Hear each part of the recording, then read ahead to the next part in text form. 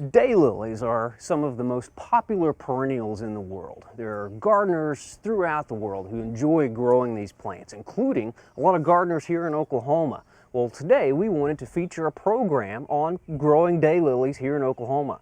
So we've come to the home of Judy Farabough here in Perry, Oklahoma to look at her daylilies. Hello, Judy. Good morning. Glad you're here. Thank you. Thanks for having us here to your garden and welcome to our program. I hope you enjoy my garden. Alrighty. Judy, how long have you been growing daylilies? I saw my first non-orange daylily about 40 years ago. And so I got started it, and then we've moved about 6 times since then. And you've lived in different places here in Oklahoma? Yes, from McAllister to Guyman. From the southeast to the northeast, Panhandle even. Yes. So, okay. So Panhandle wasn't good for daylilies. After I moved here, I went to a daylily show and found out where I could order daylilies. The non-orange ones? The non-orange ones. Yes. And you can see there are lots of non-orange ones. They're beautiful. It's amazing the range of colors of daylilies. Yes. There's no true white and there's no true blue.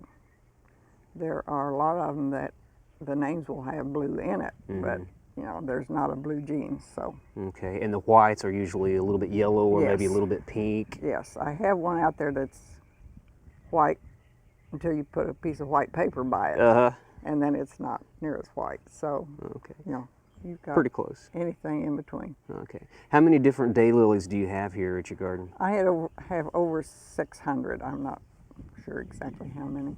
Okay, but worldwide there are like tens of thousands of there's different. over 50,000. Over 50,000 different varieties and Yes. cultivars. Wow, incredible. So when we grow daylilies here in Oklahoma, is full sun the best place to put them, or? It depends. If you've got a dark daylily, dark red, dark purple, you want a partial shade or they'll fade a lot worse. Bleach out a little bit. But most of them like full sun. Okay, all right. Because I see people sometimes they'll put their daylilies in the shade, but they're probably happier. Yes, I grew them sun. on the north side of the house for a while, but they would always lean out, wanting more sun. So Trying to get that light. yes. Okay, and I guess a well-drained soil, something amended with some organic matter. Yes, we have real heavy clay soil here, and when I make a new bed, I put sand and compost and you know, get lightened Other up. organic matter, just kind of lighten it up. Recent years, I've started using mushroom compost a lot. Okay, how's that work? Great. Works great? Yes, it works great. Okay. A little bit of a raised bed would probably help a little bit as well. A little bit. You have to water more that way. Okay, all right. So it's important to water them when it's dry. Yeah, oh yeah, twice a week during the summer if it's dry. Okay. Except this spring I couldn't water on account of the wind was so high that there's no use wasting that water. Okay, so maybe a drip irrigation might be a good idea. Okay. But that didn't work for me, but that's might for other people. All right, okay. Well, taking good care of the daylilies is important, keeping them watered. And do you have many pests on your daylilies? Not a lot. I hardly ever spray anything for bugs. They're pretty pest-free for the most part. Yeah. Yeah. Occasionally there may be a little bit of a disease problem, but not too bad. Yeah. Okay. All right. I hear sometimes people talk about daylilies that are evergreen. What would you say to that fact for daylilies in Oklahoma? I would say daylilies in Oklahoma, you won't have an evergreen. Evergreen will be, they may stay a little bit green, but if they're frozen, they're not going to be. They're not going to be green. They're not going to be green. Okay, so that's. And then in the spring, when everything else starts growing, well, they got all this gunk on top of them that's been frozen, and so it's not neat. And so, I mean, I have evergreens, but not very evergreen in Oklahoma. I don't pay attention to whether it's evergreen or semi-evergreen or. Okay. Maybe that's more for the people south of here. Yes. Yeah. Okay. Well, Judy, sometimes I hear people talk about daylilies that are tetraploid. Do you have any of those here in your garden? Yeah, I do.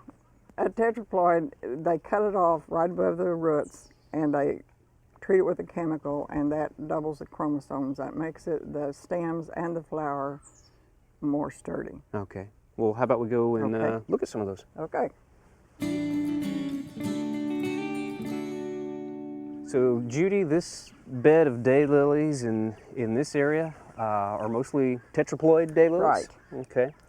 And with the tetraploid, what all do you get with the daylily?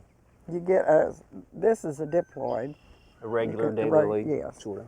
and this, you can see the stem is so much larger.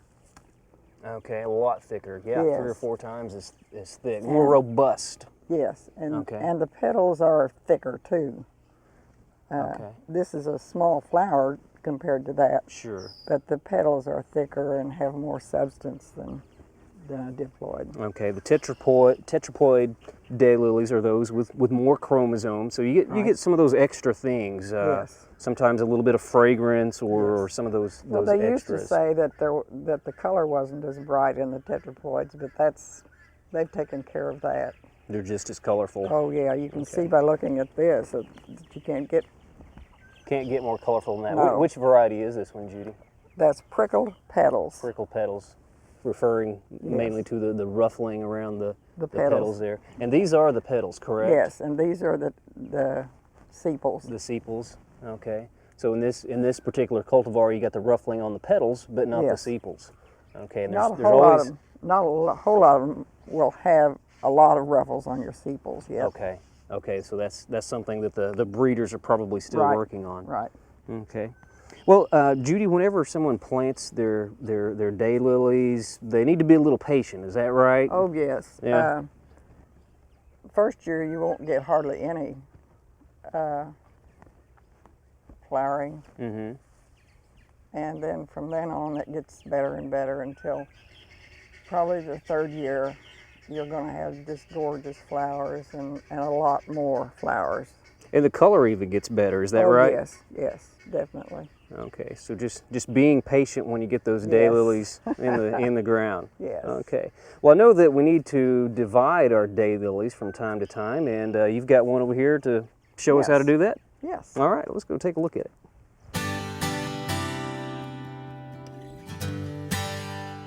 So, Judy, when it comes to dividing daylilies, how often should someone do it? It depends on your daylily, because some of them we're going to propagate faster than others, and so, but generally not.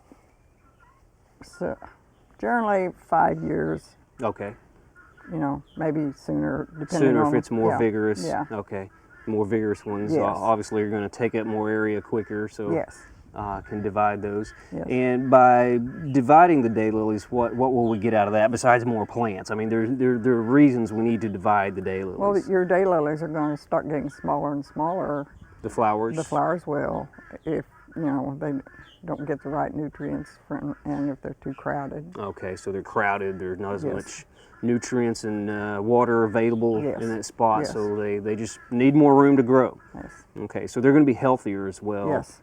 Okay, bigger flowers, more flowers if Yes. they're well divided. Okay, when do we usually divide our daylilies? You can divide any time from the first after the first freeze until just before the first freeze in the fall. So pretty much all summer. Yes, if you want to. Okay. Generally, I do it early spring or August and September, so Okay. they'll be able to get established before the freeze. Okay, and if you divide them early in the spring before they bloom, you'll probably sacrifice the flowers that year. Yeah, Yeah. Okay. probably. I mean, some of them may bloom, but some, you just don't know. But sometimes you just need to divide them anyway. Yes, Okay. yes. All right. I Well, order some in the spring sometime, but if you order in the fall, well, then you get the benefit of their growing, through the summer. okay. Sounds like a good idea. Well, we've got a clump here, and you're going to show us how you go about dividing your daylily clumps. Yep. The first thing you do is Just wet it down there. Get all that dirt off. Okay, so you're just going to try to wash all of the soil off, and you just dug that out of the ground with a shovel. Yes. Okay. So now you're just going to kind of So you just get rough and just kind of rip the clump apart, huh? yeah, I just twist and pull Oh until yeah, that came apart really easy. if they're really thick, you're going to have to get a spade fork or something. Okay. Well, that separated really easy, and I guess that's about the size you want. Yes. Okay. And you cut the tops off for a reason? Is that Well, just to handle them, or? More energy will get to the roots if you Okay. do that. The energy won't be going to all this foliage up here. Okay. So those are gonna be cleaned up there, and what would the next step be? Would you just go and plant those, or do they need to Yep. cure or anything? You can plant them immediately, or like when I send them to people, you can wait for sometimes up to a week. But if you do, you'll need to put them in water and let them soak up water through the roots so that they won't be so dried out. Okay, but just doing this, it'd be best to just go ahead and get those back in the ground. Yes. Okay. Well, no, I know, Judy, sometimes we get calls about daylilies, and sometimes we have people wondering about these little storage organs on the ends of the roots. I remember someone asked if they could just plant that little storage organ, cut that off and plant that, if that would grow a daylily. Will that happen? No, that will not happen. You've got to have the whole. See, there's a big root clump in there. Got some shoot material. Yeah. Okay. Okay. So those little storage organs will not grow a daylily. No. Okay. You got to have that. Got to have that little bit of shoot. Okay. Wonderful. Got a nice little daylily plant there. Yes. Well, I know you've got quite a few in your garden. I'd like to go and see some of the different types of All right, let's go. daylilies you're growing. Well, Judy, with the daylilies, I know there are all different types of colors, there are different sizes, different shapes, different heights of the flower, and I really like this one. It's such a bright red orange. Which variety is this? This is Desert Flame. Desert Flame. It's got those ruffles we were talking about earlier. Even the sepals have a few ruffles. A little bit neat feature to that one. This one was recently featured on a daylily guide. Yes. The Eureka Daylily Guide? I had to have it. Yeah, just had to have it. Well, Judy, sometimes I hear people talk about daylilies, and they talk about daylilies that have a spider flower. Yes. And would this happen to be a spider flower right Yes, here? this is a spider. This one happens to have 4 sepals and 4 petals instead of the usual 3. Wow. And a lot of hybridizers are trying to get more that have that. Okay, what's the name of this one? That one is Gadsden Greensleeve. Okay, and that must be about 7 or 8 inches from Yes. tip to tip. And Wow, really large flower. To be a spider, it has to be a certain width compared to the length. Okay, and those are narrow if you compare Yes. it to this bloom over here. Quite a dramatic Yes, difference there really between the is. width The width of those petals. This one's gorgeous too. What's the name of this one, Judy? This is Raspberry Sunshine. Beautiful, Isn't it large, with the gold large edge on it? flowers. Beautiful plant. Well, I know earlier we looked at one that had a ruffling around the petals that was a different color, and we've kind of got the Yes. same thing here with this. A little bit smaller bloom, but gosh, that is gorgeous. Which one is this one? That's Unending Melody. Unending Melody. Beautiful, but peachy colored with that purple, and then a little bit lighter color inside. Well, Judy, this daylily flower almost looks like it has a double bloom. Maybe it's not quite double, but there are definitely some extra flower parts in there. Yes, there are a lot of varieties that are doubles. This isn't as dramatic as some of them are. This one is two-tone taffy. Beautiful peachy apricot color. We have one over in the garden that's called Condilla that is an orange, really double daylily. Okay, very bright colored, Yes, truly pronounced Right. double flower. I see here one of those near whites you were talking about Yes. earlier. Which one is this?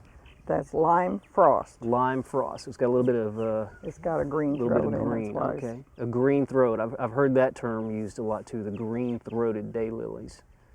Okay, yeah, that compared with all these other colors, it does look Yes, white. yes. Okay.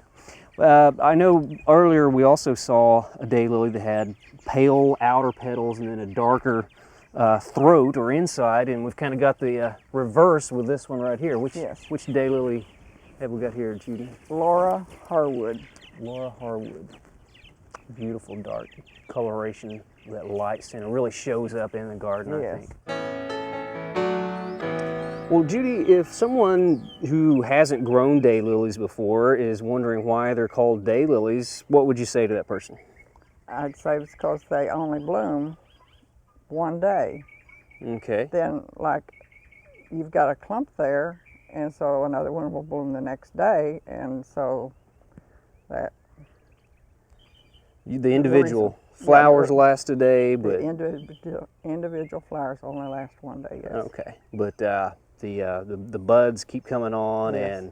and some of these bloom throughout the year, and sometimes you some even of have them. some blooming in the fall.